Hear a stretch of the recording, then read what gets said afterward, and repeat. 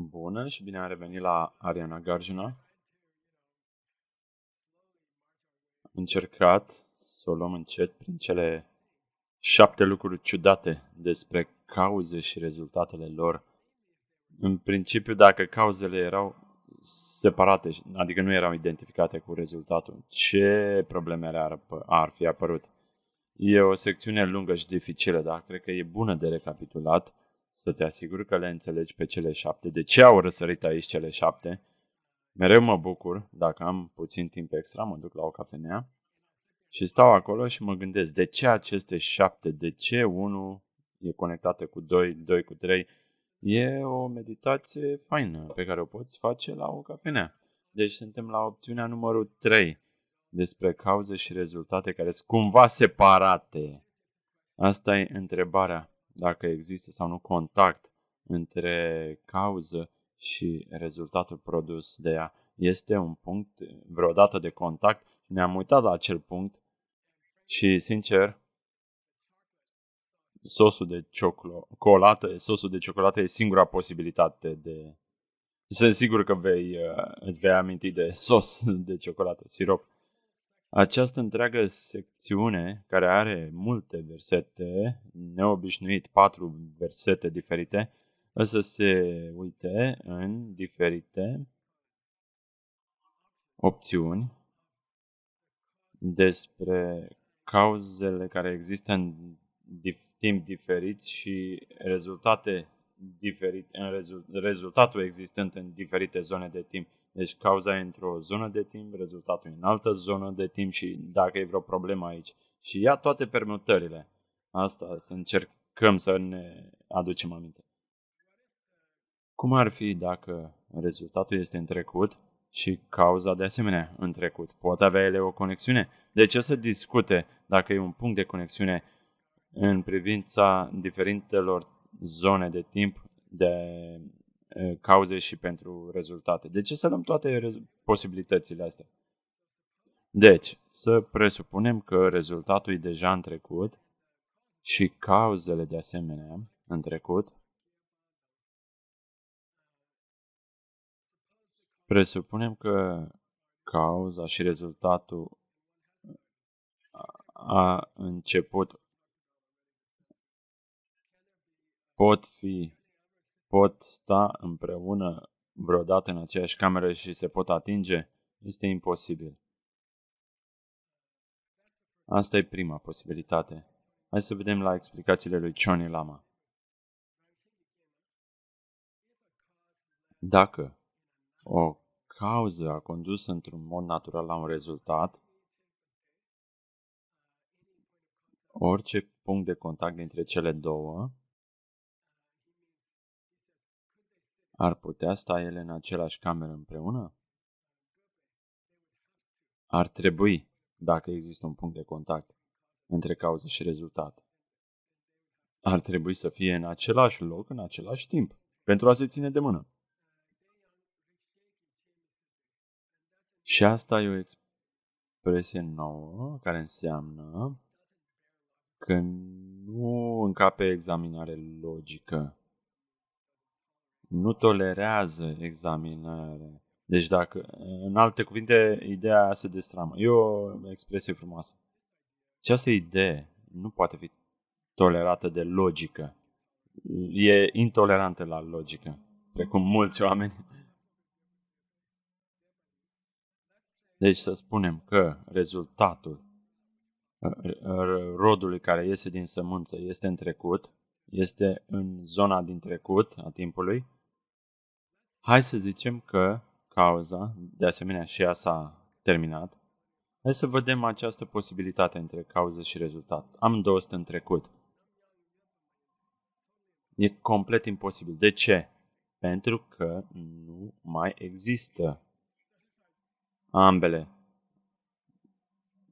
Nu mai există. Deci uite de posibilitatea asta. Cred că ne pregătește pentru posibilitatea unei cauze din trecut și rezultat din prezent, dar încă nu ne o zice direct. Ei bine, ce crezi? Ar putea o cauză care s-a consumat ieri să aibă un rezultat o relație cu un rezultat care și el este terminat azi Și tu zici, stai puțin, stai că ambele nu mai există acum. Ar putea avea ele o relație? Nu, da. Deci, good, bine, bine. Hai să vedem și altă posibilitate. Deci te pregătește pentru cauza în trecut și rezultatul în prezent. Pentru combinația asta, dar o faci cumva inteligent, aș zice eu.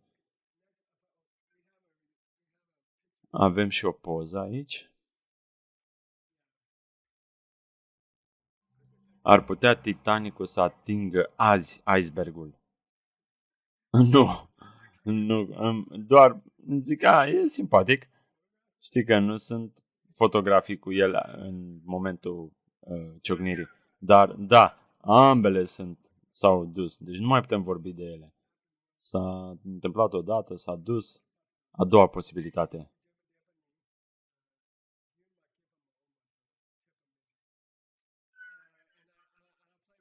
Și mă joc cu Tim acum.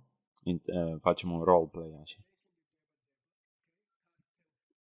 Rezultat în trecut, în zonă de timp din trecut, da? Să presupunem că ghiuie maumbă. Ce înseamnă asta? Viitor, în viitor.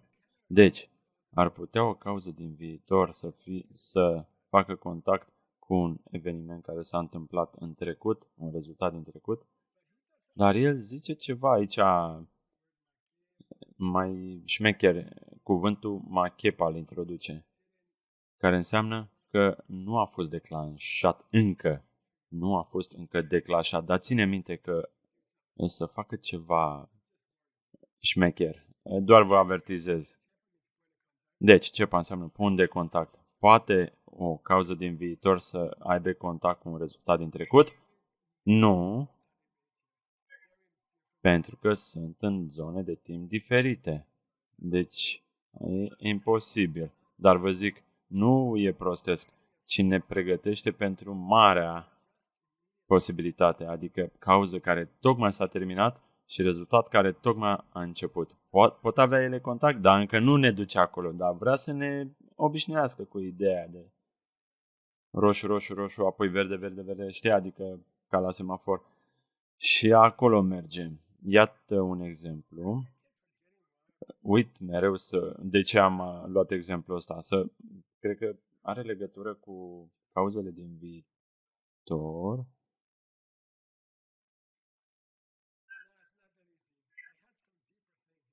M-am gândit la ceva mai profund, dar nu țin minte. Cred că e vorba de evenimente din prezent. Poate 2023 să fie afectat de un kamikaze Spitfire, avion din 1940. Deci cauza e în trecut. Magia mică ar zice da, calea de mijloc. Și dau exemplu că scufundarea Titanicului încă afectează multe relații de acum. Într-un fel e încă prezent, ca o forță. Încă cauzează multe pierderi, dar e foarte magia mică, nu mergem acolo. Hai să punem rezultatul în trecut și... Deci, Tim, despre care cauză vorbește el acum? Ce zice aici? Ce înseamnă Gyukepa? Cauza a fost declanșată. Și apoi zice... Scuze... Și e șmecher aici. E cu șmecherie. Tatua înseamnă momentul prezent, timpul prezent. Deci zice...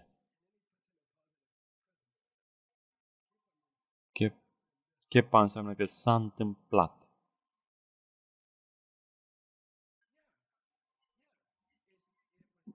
Deci s-a născut și acum e aici.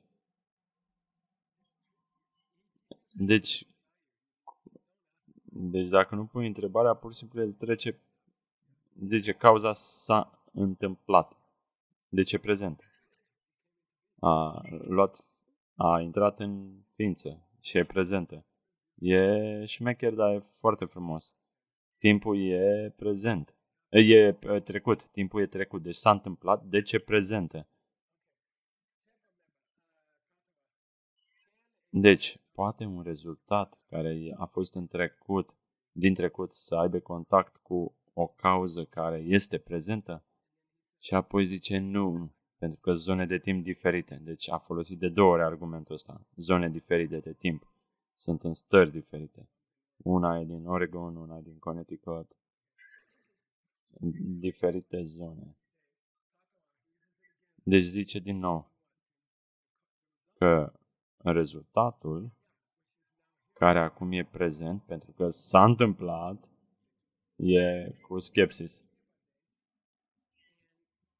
Deci să presupunem că cauza nu s-a întâmplat niciodată, nu s-a întâmplat încă, și se traduce o cauză din viitor, încă nu s-a întâmplat. Înseamnă viitor. Din viitor, da? E interesant.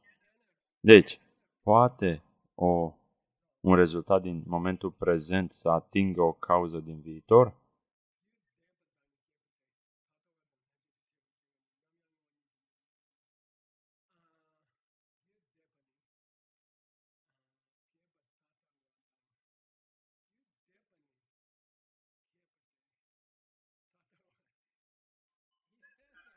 El zice,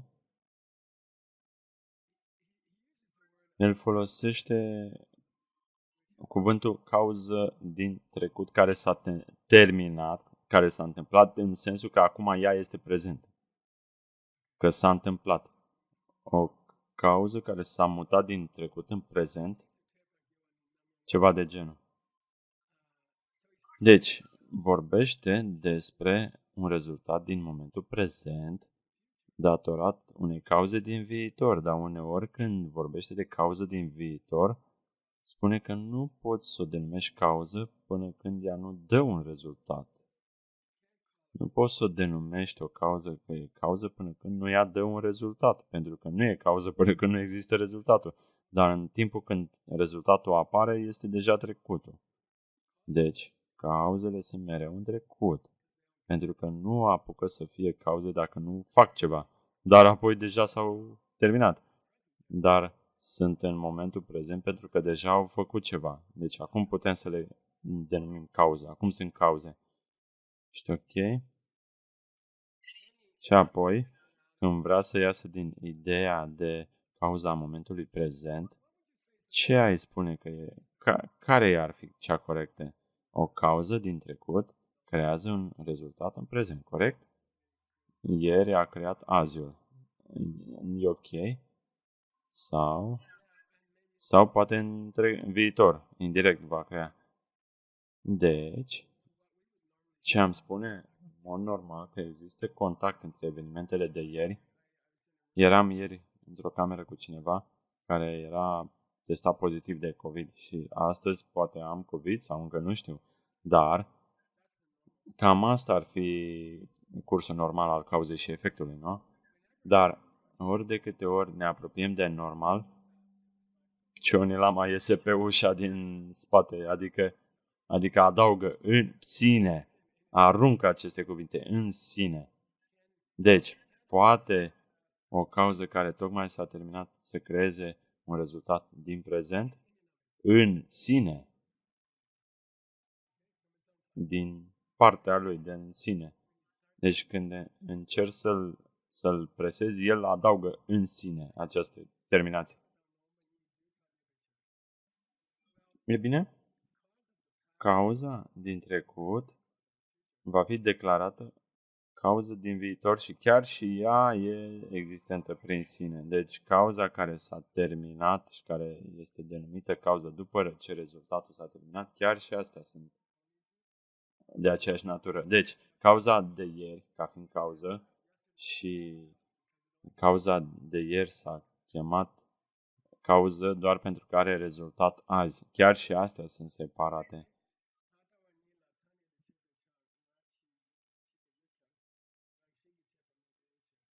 Și uite, zice ceva interesant, zice, uite,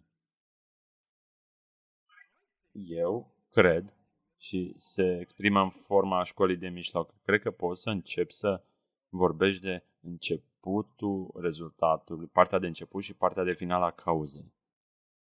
Ok? Nu e rău. Zice, știi ce? Am putea merge în direcția asta.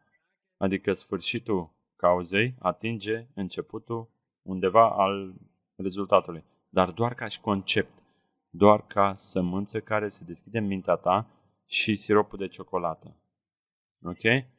Și apoi zice mai târziu, calea de mijloc nu avem aceste probleme. De ce? Pentru că avem începutul rezultatului și finalul cauzei și alea se ating. Dar totuși e aceeași problemă. Nu se pot atinge pentru că una din trecut și una din prezentă. Nu, dar dacă sosul de ciocolată le acoperă, poți să iei tu finalul cauzei și eu iau începutul rezultatului și avem cauză și efect. Mintea ta creează cauză-efect. Și e foarte confortabil cu ideea asta. Adică ne place finalul și începutul acoperit de ciocolată. Deci în direcția aia merge el. Chanachie. Deci ce aici e a doua linie? Chanachie zice da, avem început și final. Sectoare ale cauzei. Sectorul de final și sectorul de început. Care de fapt e fața și spatele. Și am dat aici un exemplu. Mă gândeam mult la telescopul acela Webb. Trebuie să avem aici, uite, și o poză cu Big Bang. Telescopul funcționează, citeam istoria și toate instrumentele și istoria instrumentelor. Cel mai perfect dintre ele, cel cu infraroșu, chiar a fost aproape anulat, deoarece a durat 20 de ani și 5 miliarde. Fiecare zi în care au amânat lansarea costa 1.000.000 de zi doar ca să-l întreții, să-l pui. Deci a trebuit să meargă în Guinea franceză să-l lanseze. Dar e altă poveste asta. Dar, oricum, hai să discutăm de Big Bang prin telescopul Webb. Putem vedea ultimele rămășițe din Big Bang. Putem vedea unde atât de vechi, atât de reci și de asta instrumentul trebuie menținut la temperaturi foarte joase. Deci, fain, trebuie să vezi direct trecutul. Deci, nu știu ce înseamnă asta pentru Nagarjuna, adică telescopul e în prezent. Telescopul e caz din prezent, dar particulele sunt din trecut, deci sunt parte din trecut, nu? Dar încă zboară. Și poți să faci triunghiulare la poziția Big Bang-ului dacă ai un instrument senzitiv suficient. Uite, particula asta a lovit aici, asta de aici și uite, Big Bang-ul s-a unit aici cu ele. Sau acum 80 de miliarde de ani, ceva de genul. Deci, ridică niște întrebări interesante dacă rezultatul din prezent este declanșat de cauzele din trecut.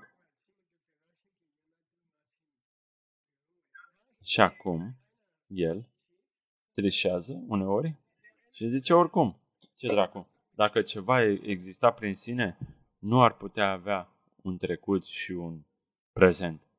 Deci, dacă ceva, și asta e interesant, dacă ceva e existent prin sine, ești pregătit? Dacă știu că îți place lucrurile astea, îți plac. Tu l-ai întâlnit pe acel gheșe în India? Da, tu. Deci Husserl i-a dovedit pe 2 gheșe la dezbateri.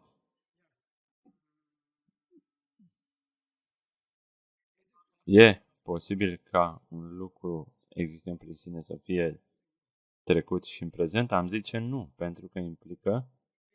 Dacă e existent prin sine, ar trebui să fie solid și prezent, n-ar trebui să implice vreo conceptualizare. Asta e o idee interesantă. Johnny Lama cumva ne propune că dacă ceva este conceptual, nu poate fi existent prin sine. Și asta este o întrebare majoră. trebuie să dezbateți acasă. Dacă ceva este conceptual, nu poate fi existent prin sine. Nu poate, imposibil. Nu e suficient de solid, precum trecutul și viitorul. Sunt conceptuale. Și asta e un argument interesant. Și el zice aici, datorită că e existent prin sine, nu pot spune că este trecut, că n-ai putea spune că era în trecut sau în prezent. Da, e foarte interesant să te gândești. Deci acum, dacă avem un rezultat care încă nu s-a întâmplat, deci este în viitor, va veni. Deci dacă rezultatul este în viitor, dar cauza deja s-a întâmplat, deci este prezentă, perfect. Rezultatul din viitor este cauza prezentă care s-a terminat, dar să-ți dau și o cauză din viitor. Și el discută acum posibilitatea unui rezultat care este în viitor și o cauză care este fie prezentă, fie în viitor. Deci două posibilități. Și, uite, hai să luăm în trecut. Deci ai un rezultat care e în viitor și o cauză care e fie trecută, prezentă sau viitoare. Deci, pentru ca ele să aibă contact, nu e posibil dacă toate sunt existente prin sine. Și a acoperit. De ce? E bine.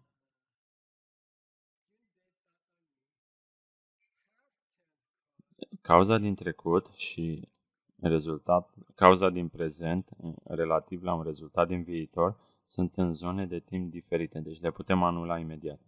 Deci cauza din trecut, cauza din viitor, le putem anula imediat pentru că vorbim de un rezultat viitor. Și apropo, o să zic că, da, despre cauza rezultatului din viitor și rezultat din viitor, zici, stai puțin că nu le-am acoperit cauze din viitor și rezultate din viitor. Ele nu există. Mai devreme era cauză din trecut și vrei să zici că nu s-au atins? Cum poate ceva care nu e aici să atingă cu ceva care la fel nu e aici? E stupid. Crezi că e metodic, că acoperă toate situațiile, dar când ajunge la viitor, el zice nici nu să menționezi, pentru că nu s-au întâmplat încă.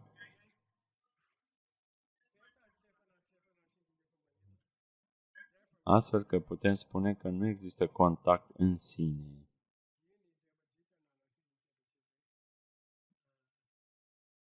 Și nu pot spune că cauza a declanșat rezultatul într-o formă existentă prin sine. Pur și simplu termin așa. Ori de câte ori mă gândesc la atingere, mă gândesc la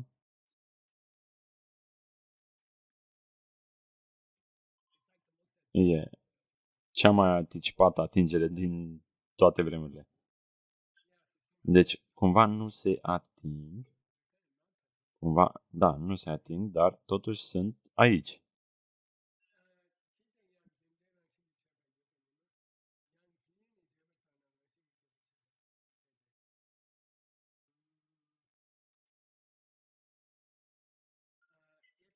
Deci dacă spui că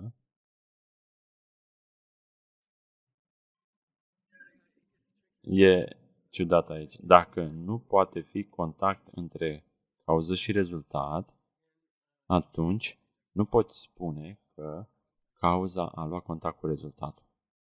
Aia e că repet, dacă nu e contact între cauză și rezultat, nu poți să spui că cauza a funcționat pentru a lua contact cu rezultatul. E aproape același lucru.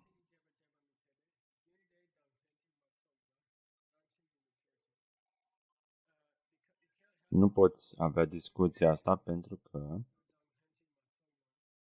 Dacă cauza și rezultatul nu sunt în aceeași încăpere, n-au intrat în aceeași încăpere, atunci nu s-ar putea discuta de atingere, chiar și existentă prin sine. Și dacă sunt în aceeași cameră, cauza și rezultatul, dacă ambele sunt prezente, atunci de ce cauza ar face ceva? Că rezultatul deja e acolo. Deci cauza și-a pierdut jobul. Aplică pentru șomaj. Deci cauza aplică pentru șomaj. Ați înțeles? Ok.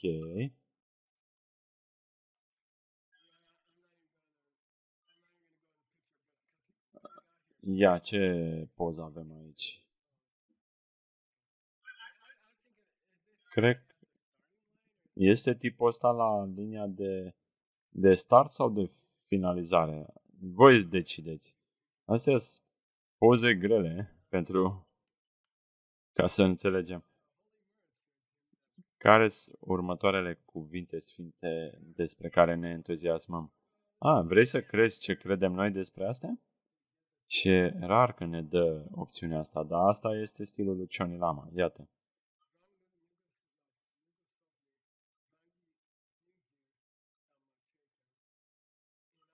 În sistemul nostru, e interesant,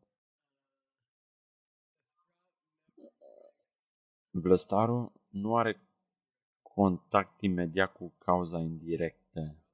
Deci vlăstarul nu ia contact imediat cu cauze indirecte. Indirect înseamnă sămânța când era în sertar în iarnă, pe timp de iarnă sau sămânța chiar înainte să răsară în primăvară. Deci sămânța în sertar în timpul iernii este cauză indirectă și sămânța care tocmai se deschide e cauză directă. Deci, acum Cioni Lama aruncă bomba asta acum în conversație. Ce hai să dividem între cauze directe și indirecte.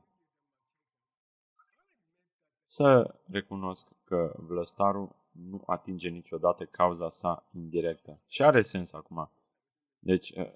Deci vlăstarul nu atinge sămânța care era în sertar pe timpul iernii. Dar, noi credem că vlăstarul ia contact cu sămânța imediată din primăvară. De pe timpul primăverii.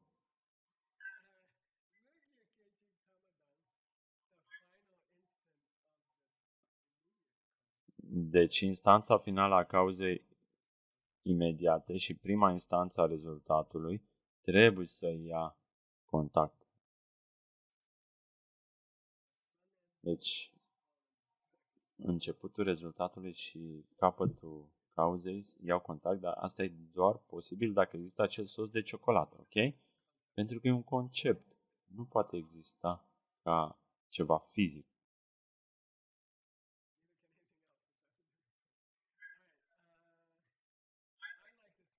Îmi place poza asta. Ia uite, iau contact. Ele au contact. Adică botul mașinii și capătul celelalte iau contact. Cea din stânga este cauza scuze, deci vârful rezultatului, cum ar fi, atinge capătul cauzei. Mi-a luat ceva timp să o găsesc, dar se suprapun puțin din nefericire, dar totuși au contact.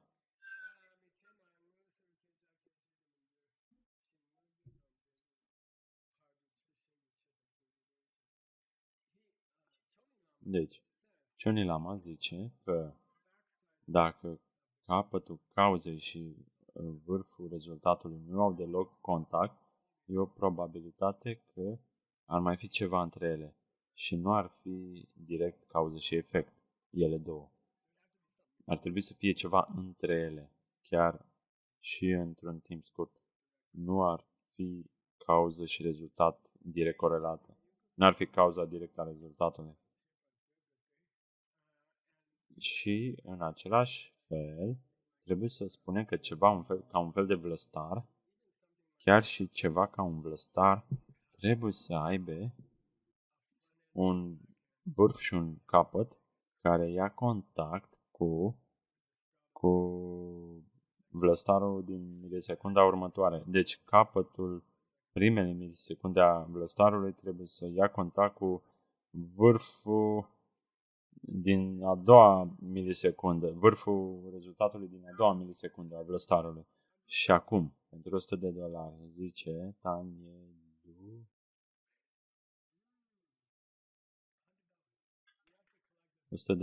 $100, ia-le de la Gigme.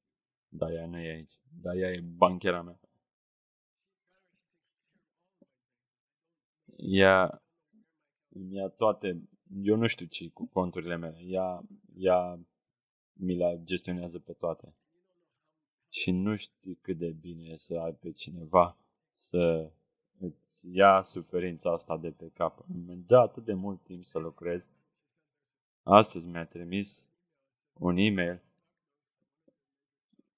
și mi-a zis că nu știu ce, ai o problemă cu nu știu ce acțiuni din portofoliu și am zis nu vreau să mă uit, uite-te tu, eu nu trebuie să fac nimic. Dar tu nu știi cât de dulce e să ai pe cineva care se ocupă de lucrurile astea.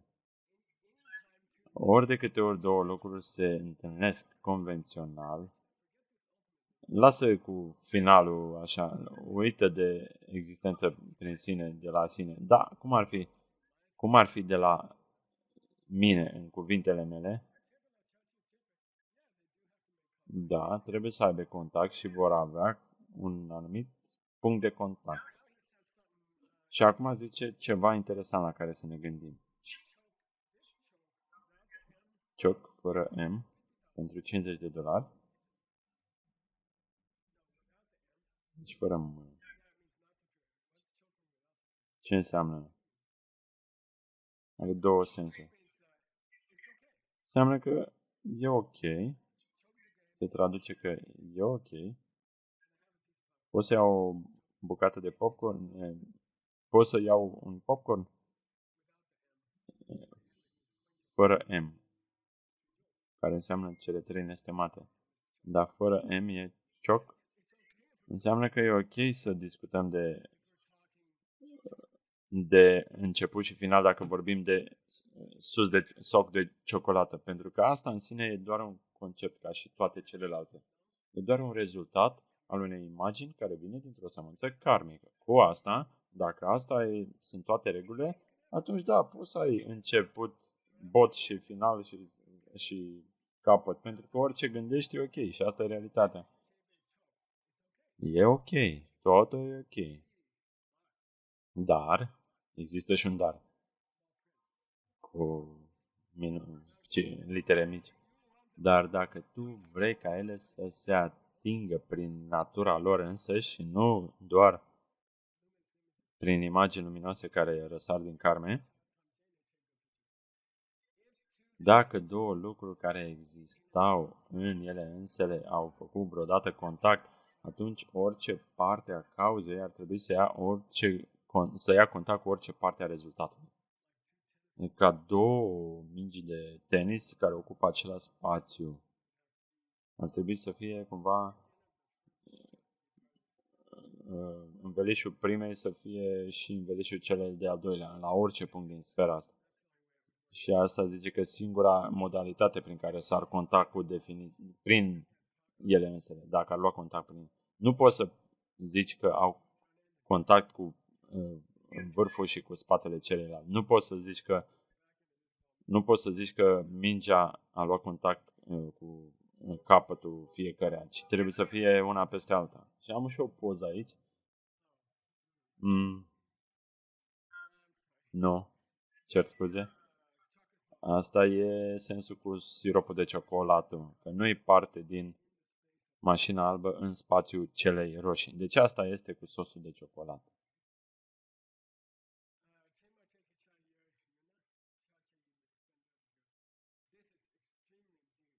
Dar acum e extrem de profund.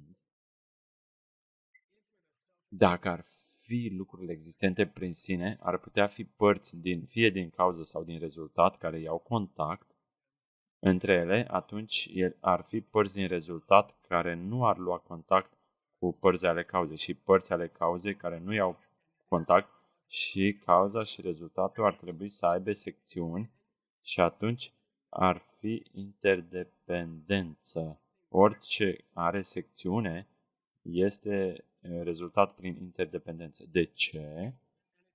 Și este o înțelegere mare pe care am primit-o de la venerabila Utpala, că dacă lucrurile au părți, nu pot fi existente prin sine. Pentru că dacă au părți, ceva trebuie să le lipească la un loc. Și ăla este sosul de ciocolată, înțelegi? Orice are părți trebuie să fie interdependent.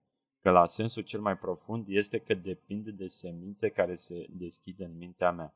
Adică acel sos de ciocolată. Că altfel, partea din stângă nu are conexiune naturală cu partea dreaptă. Adică vârful nu are conexiune cu spatele și vârfurile ar merge pe acolo și spatele ar merge pe acolo pentru că n-ar fi ceva care să le lege la un loc, ci doar karma ta le lipește. Și de asta trebuie să conduci oamenii cu mașina ca mașina ta să funcționeze.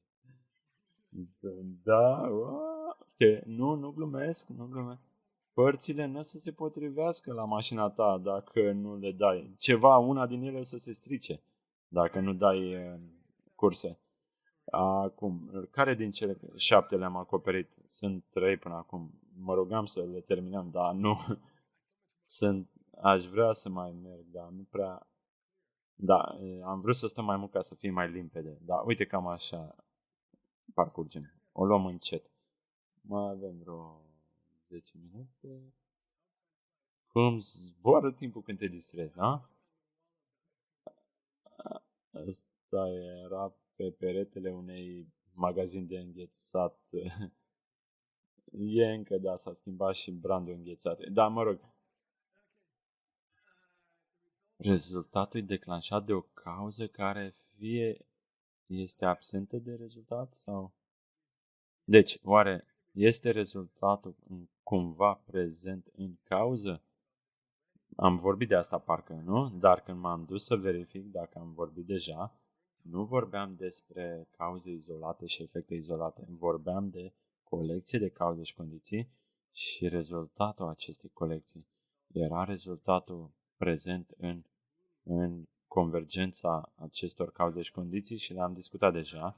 Acum izolăm cauza și avem același rezultat. Deci, cumva o conversație diferită. Este oare rezultatul cumva este prezent în interiorul cauzei, ca un fetus în interiorul mamei? Este rezultatul cumva prezent în interiorul cauzei și apoi răsare? Este condiție preexistentă? Și putem termina acum, mai avem câteva minute. E ceva atât de clasic aici, în stilul poeziei lui Nagarjuna.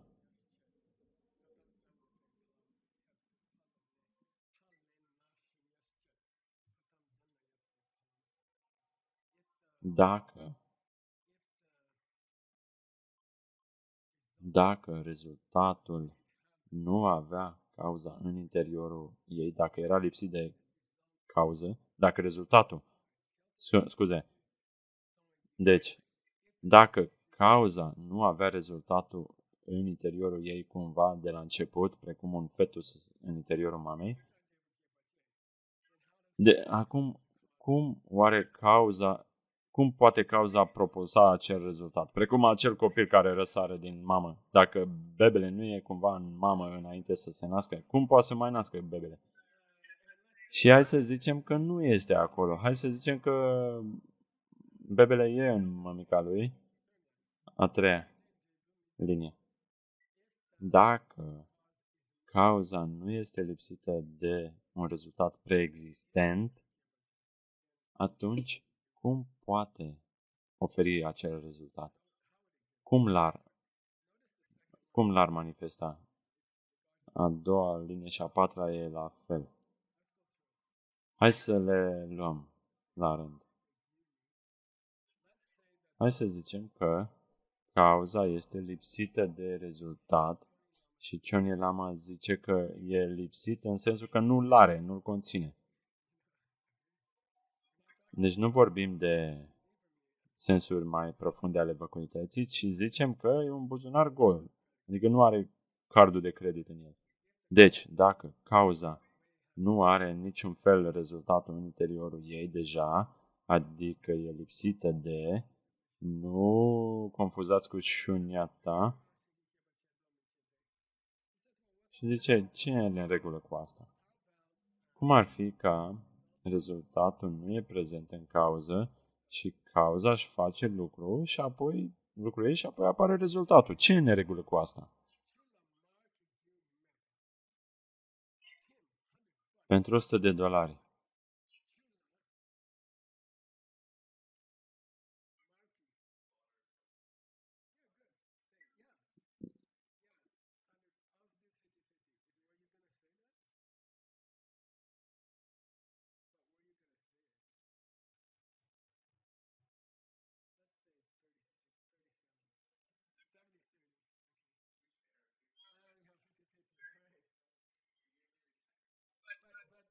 Dar asta e o afirmație simplă, dar o idee mai profundă. E o expresie foarte des întâlnită în budism că nu storci apa să faci unt. De ce? Nu e potențial de unt în apă, dar e potențial de unt în lapte. Care cumva implică că lucrul potențial e valid dacă nu storci apa să obții unt, dar storci untul să obții laptele să obții unt. Deci e ceva prezent la momentul cauzei când apare rezultatul. Nu e simpatic. Vorbind despre validitatea unui rezultat potențial. De ce e relevant aici?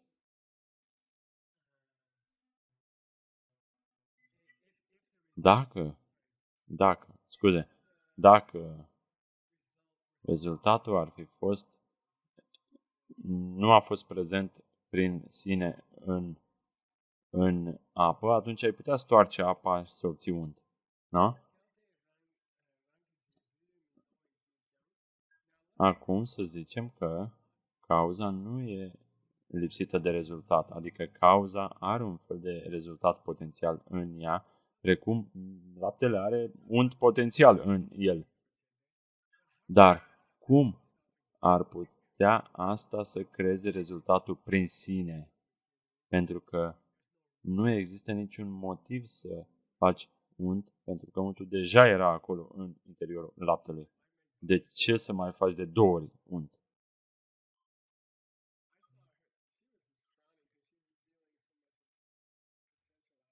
Vorbea foarte mult de rezultate potențiale.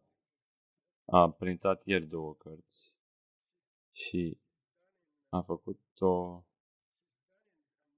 într-o lună ce nu s-a făcut în 10 ani și a făcut-o de vreo 6 ori până acum.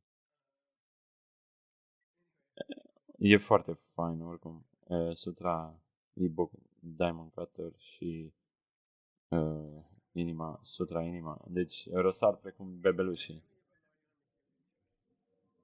Deci, se pune întrebarea, poți avea potențial ca rezultat să fie prezent în timpul cauzei și apoi răsare rezultatul? Care e contradicția dacă ai rezultatul potențial în timpul cauzei și apoi ai și rezultatul după cauză, după ce cauza și-a făcut felul? Să-l întreb pe JB mai târziu. Pot să văd cum gândește. Și eu mă gândesc, dar JB cred că îmi va da răspuns. El repetă mereu că dacă rezultatul potențial, dacă cauza are un rezultat potențial în interiorul ei, n-ar mai fi niciun motiv să declanșeze rezultatul real. Asta ar zice el. Adică e redundant. Ok?